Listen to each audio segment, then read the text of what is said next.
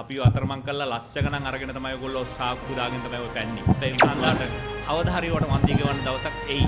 ඒක හන්දා සමිතා බේරත්න හැමදාම ඔෆිස් එකට එනවා උදේට එනවා හවසට යනවා. මේ නිරුක්ෂණ කුමාර කියලා නගර සභාවේ ඉන්න മന്ത്രി කෙනෙක්. ඉතින් ඒතුමා අපිත් එක්ක අරයට පැනලා මේට පැනලා අපිත් එක්ක පාන් කෑල්ල කාලේ හිටපු නිරුක්ෂණලා අද ඒ ඔක්කොම අමතක වෙලා පෙබා ගණන් channel එකට එකතු වෙලා මමත් කෑගල දිස්ත්‍රික්කයෙන් ටැපල් පෙට්ටියෙන් ඡන්දෙ ඉල්ලපු අපේ එකේ.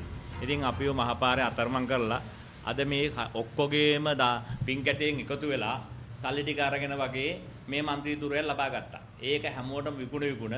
ඉතින් ඒක හන්ද මං කියනවා නිරුක්ෂණලාට උඹතුමා ඉන්න උඹතුමා හොඳයි උඹතුමා අපිත් එක්ක ඉඳලා ඒ පින් කැටේ එකතු කරලා සල්ලි ටික ඔක්කොම එකතු කරගෙන උඹතුමාට ගිහිල්ලා අද മന്ത്രി ධුරයක් ලබාගෙන උඹතුමා ජනතාවට පින් සිද්ධ වෙන්න සිවිල් සන්ධානයේ ඒ දායකයන්ට පින් සිද්ධ වෙන ඔබතුමා දෝතන ඉන්නේ. ඒක හන්ද ඔබතුමා ඒව අමතක කරන්න එපා. පෙබා ගණේෂන් එක මොන ගේම ගැහුවක් කමන්නේ. අපිව අතරමං කරලා ලක්ෂ ගණන් අරගෙන තමයි ඔයගොල්ලෝ සාක්කු දාගෙන තමයි ඔය පැන්නේ. ඒක හන්ද අපි ඉදිරියේදී ඔබතුමා හොයාගෙන එනවා.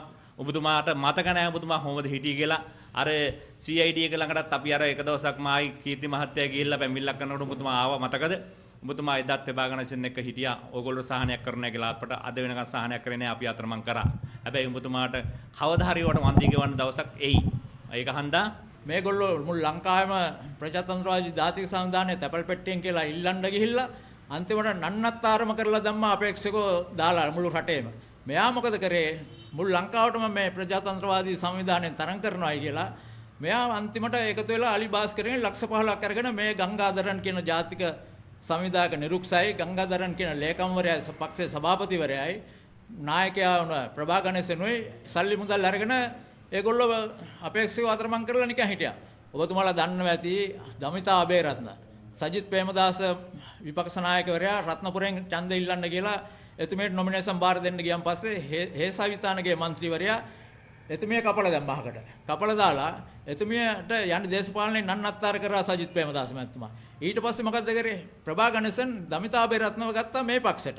ප්‍රජාතන්ත්‍රවාදී ජාතික සංවිධානය. අරගෙන දමිතා බේරත්න හැමදාම ඔෆිස් එකට එනවා උදේට එනවා හවසට යනවා. එතකොට නිරුක්ෂ කුමාරලා මේ පක්ෂේ ප්‍රවර්ධනය වෙනුවෙන් කරේ නැහැ. මේගොල්ලෝ හැමදාම කරේ මේ කුඩා පක්ෂයක් මැතිවරණ කාලේට හදාගෙන අනිත් ලොකු පක්ෂ වලට අලෙවි කරලා මුදල් හම්බ කිරීමේ චේතනාව තමයි ඒගොල්ලන්ගේ තිබුණේ.